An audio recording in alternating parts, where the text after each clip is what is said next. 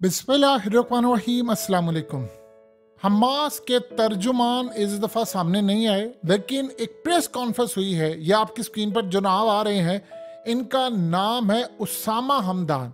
ये असल में हमास के जो तर्जुमान हैं, लीडर के तौर पर काम करते हैं, और इन्होंने आकर एक प्रेस कॉन्फ्रेंस की है जो दुनिया के, वैसे तो अगर देखा जाए तो दुनिया में 205 ममालिक हैं, 2-4 ममालिक से ज़्यादा कभी किसी ने इनकी प्रेस कॉन्फ्रेंस दिखाई नहीं। उसकी सबसे बड़ी वजह यह है क्योंकि उन्होंने आकर जो इंकशाफ किया है, अगर ये दुनिया के तमाम मीडिया चैनल्स पर चल जाता तो इसराइल के कपड़े उतर जाते। अब सूरत हाल ये हुई कि उन्होंने आकर कहा कि हमने पिछले 48 घंटों में 33 टैंक तबाह कर दिए हैं इसराइल के, और 33 को आप 4 से मल्टीप्लाई कर लें, 4 बंदे होते हैं एक टैंक में, कभी 5 होते हैं, डिपेंड करता है। अगर हम सिर्फ 4 का अंदाजा ले लें तो 132 फौजी उनके मार दिए हैं, 33 टैंक उनके तबाह कर दिए हैं। और हर टैंक अगर देखें तो टोटल ये सारी कॉस्ट आएगी तकरीबन, आप ये समझ लें, 60 अरब रुपए के टैंक्स तबाह कर दिए हैं। 60 अरब रुपए का, यानी 6000 करोड़ रुपए के टैंक्स तबाह कर दिए पिछले 48 घंटों में। और उन्होंने आकर जो भांडा फोड़ा है, उन्होंने कहा कि यही वो वजह है कि इन्होंने अल शिफा मेडिकल कॉम्प्लेक्स के अंदर जाकर ऑपरेशन किया, और वहां पर जाकर जो भोंडे तरीके से वहां पर जाकर 2 नंबर चीजें, असला रखा, वहां कपड़े रखे, वहां चीजें रखी, और MRI की खास तौर पर उन्होंने कहा जो डिपार्टमेंट था जहां पर मशीनरी पड़ी हुई थी, वहां पर जाकर जो लैपटॉप और ये तमाशे और सारा कुछ किया। उन्होंने कहा कि इतना तमाशा था कि वहां पर कोई किसी किस्म का हथियार नहीं था। ये जा गए पहले वहां पर, बाहर से हथियार लेकर आए, हथियार जाकर इन्होंने वहां पर रखा, और मीडिया को इन्होंने वीडियो में जारी करके कहा कि देखिए हमने हमास के हथियार पकड़ लिया। असल में वजह ये थी कि हमने 33 टैंक्स इनके तबाह कर दिया 48 घंटे में, और इनके पैरों तले जमीन निकल गई है। इनको ये बात समझ नहीं आ पा रही कि हमारे साथ हुआ क्या है। लिहाजा इस सारी सूरत हाल के अंदर इन्होंने ये जो तमाशा किया, इन्होंने असल में, ये बहुत अहम प्रेस कॉन्फ्रेंस थी लेबनान की साइड से, और इसमें उन्होंने चार्जशीट पेश की। इसमें उन्होंने बताया यही वो बात जो हकीकत टीवी ने आपको बताई थी कि इस वीडियो के अंदर देखिए, ये जो बॉक्सेस लेकर जा रहे हैं, इसके अंदर लिखा हुआ मेडिकल सप्लाईज। ये कोई मेडिकल सप्लाई नहीं है। यही बात इन्होंने हमास के लीडर ने की। उन्होंने कहा कि ये वहां पर हथियार लेकर आए थे बॉक्सेस के अंदर, और जाकर दुनिया को इन्होंने बताया कि असल में यहाँ पर हथियार है। उन्होंने कहा मीडिया को साथ क्यों नहीं लेकर गए, आप लोग वहां पर जाकर सारा तमाशा ये करें। उन्होंने कहा कि इतना इन्होंने फ्रॉड किया है पूरी दुनिया के सामने, हथियार बाहर से लेकर गए, और जाकर इन्होंने कहा कि देखे ना, हमास के यहाँ पर लोग छुपे हुए थे। और इस सारी सूरत हाल के अंदर वही बात जो सारी दुनिया कह रही, यानी लैपटॉप ओपन था पिछले 4 दिन से, लैपटॉप ऐसे ही ओपन था, 4 दिन से लैपटॉप ओपन था। इन्होंने क्या कहा था? इन्होंने कहा था हम आपको लाइव दिखा रहे हैं, कोई एडिट नहीं है, कोई कट नहीं है। आप एक बात बताइए, 4 दिन से आपकी फोर्सेस बाहर हैं, अगर किसी बंदे ने लाइव अपडेट कर रहा, अपना लैपटॉप चला रहा, तो बंदा तो मौजूद होगा, बंदा तो आपने कोई पकड़ा नहीं, दिपक आपके हमें को मिला नहीं है, और बंदा आपने कहा था कि साथ हमें कैदी मिलेंगे, जो हमारे पकड़े हुए वो भी नहीं मिले। तो इस सारी सूरत हाल में आपको वहां पर लैपटॉप मिला, वो ऑन था लैपटॉप। इसका मतलब है कि आपने जो फ्रॉड किया, और पहले उसकी तस्वीर ठीक दिखा दी, बाद में उसको ब्लर कर दिया, यानी ना उसको कोई पासवर्ड लगा हुआ था, और कोई बंदा आपके सामने आप ही की फौजी की तस्वीर रखे, यानी असल में इतना भोंडा काम हुआ है। और उन्होंने कहा कि असल में सारी की सारी जो प्रेस कॉन्फ्रेंस थी वो हमें यूं करनी पड़ी कि हम आकर बताएं कि इसराइल कितना जुल्म कर रहा है।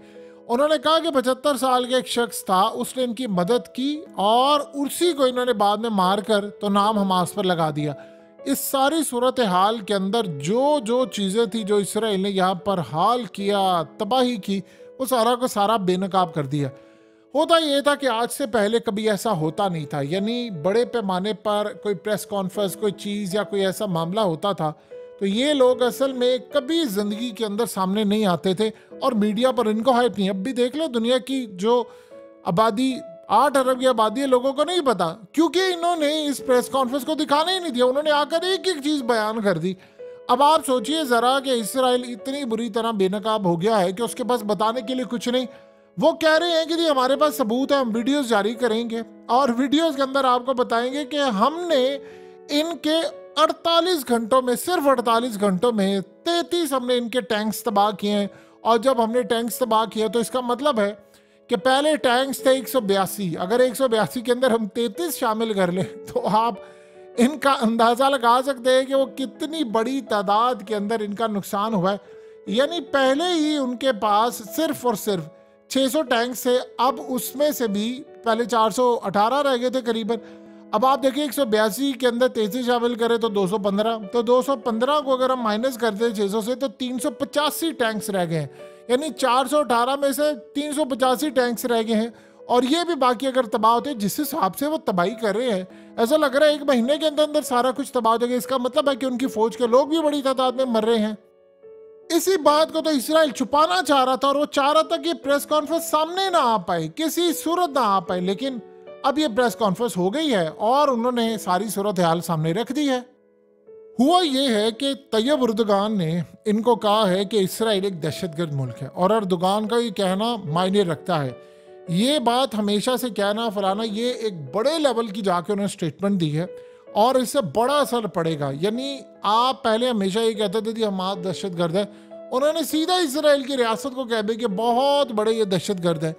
अब हुआ यह है कि अर्दोगान ने जर्मनी जाना था। इसराइल ये कोशिश कर रहा है कि तैयब अर्दोगान को आइसोलेट किया जाए। अर्दोगान को उन्होंने कहा कि इसको किसी सूरत ना हम जाने देंगे और अब वो यूरोप पर प्रेशर डाल रहे हैं कि इनको यहाँ से निकालें, इनको फारिग करें, इनका यहाँ पर कोई काम नहीं है। यानी अर्दोगान को यहाँ से फारिग किया जाए। अर्दोगान को किस तरह फारिग किया जाए कि अर्दोगान को नेटो से निकाले, इसका जो विजिट है यूरोप के वो सारे खत्म किए जाए। अभी आप जरा अंदाजा कर लें कि तैयब अर्दोगान ने कोई फौजें रवाना नहीं की, मुस्लिम ममालिक ने कोई फौजें नहीं भेजी, मुस्लिम ममालिक ने अपनी एयरफोर्स नहीं भेजी, कोई उन्होंने हथियार नहीं भेजे, ये कुछ नहीं भेजा। तो अभी तो सिर्फ इतना ही उन्होंने बयान दिया। तो वो कह रहे हैं कि वो प्लानिंग ये चल रही है कि इनको नेटो से निकाला जाए।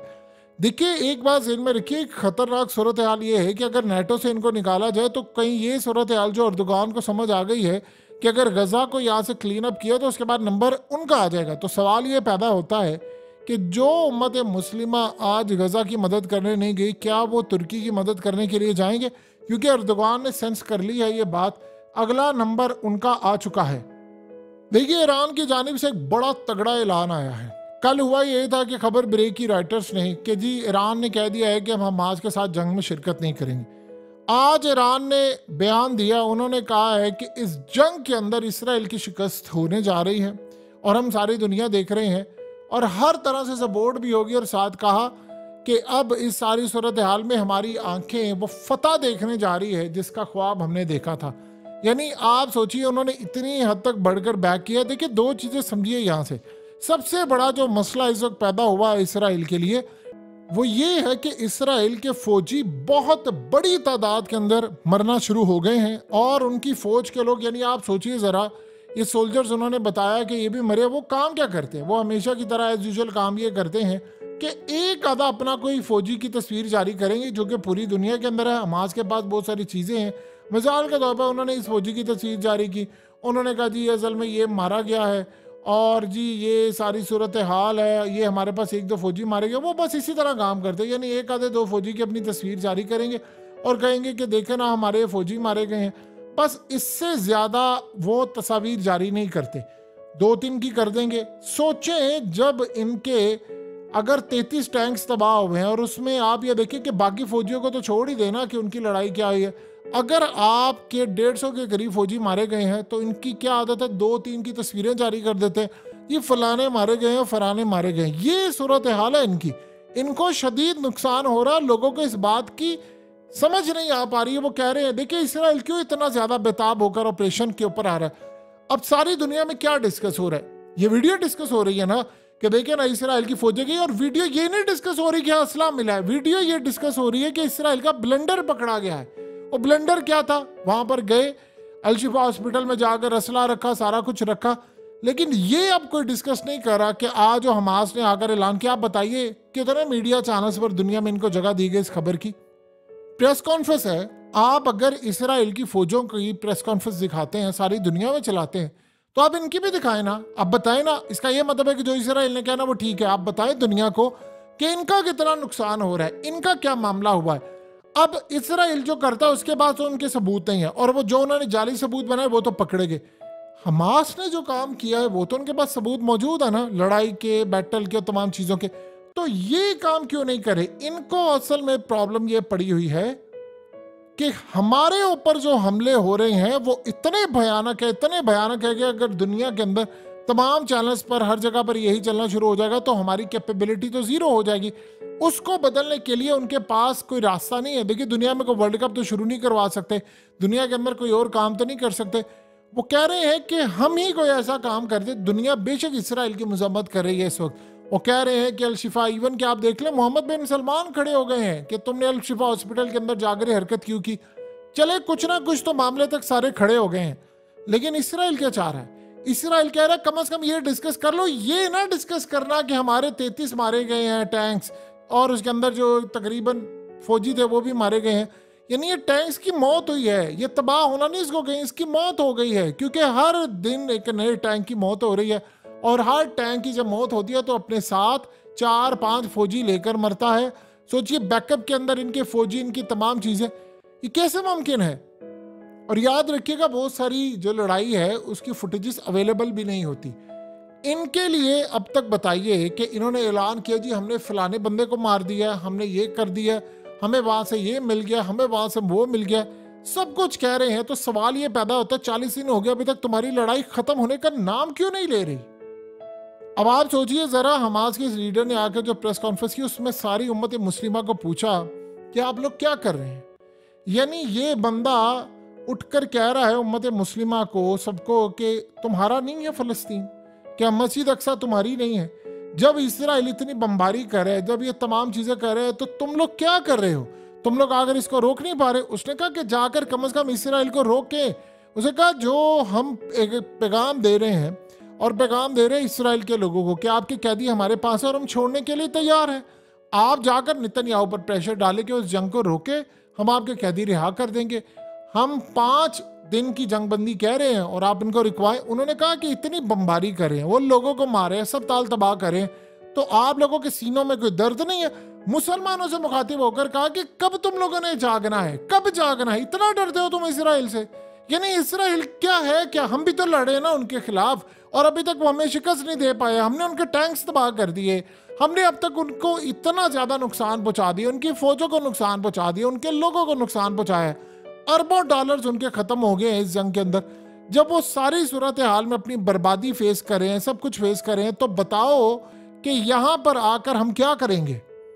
हम अपनी लड़ाई लड़े हैं, लेकिन तुम में इतनी हिम्मत नहीं है कि तुम लड़ने के लिए यहां पर आओ। और लड़ना तो दूर की बात है कि तुम जरा सा आगे बढ़कर इसराइल पर प्रेशर भी नहीं डाल सकते।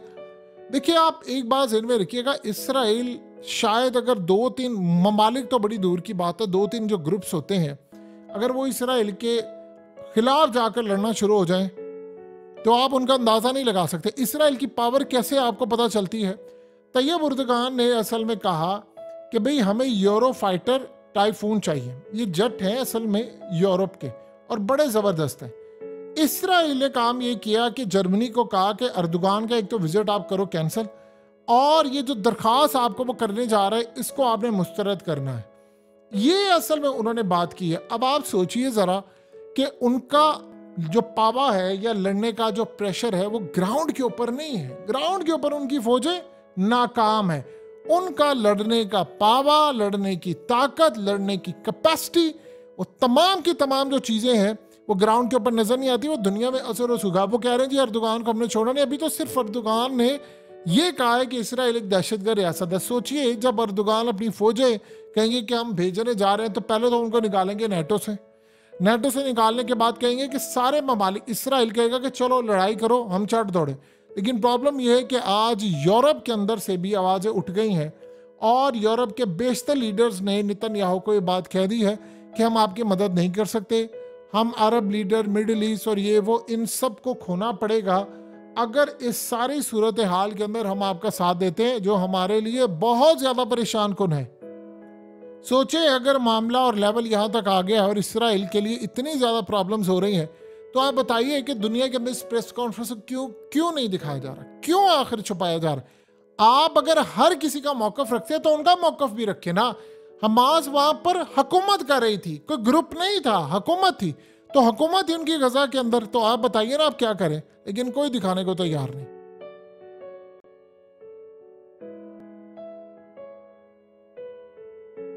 हकीकत टीवी को सब्सक्राइब करना मत भूलें, वीडियो को लाइक करें, शेयर करें और कमेंट सेक्शन में अपनी राय का इजहार ज़रूर करें।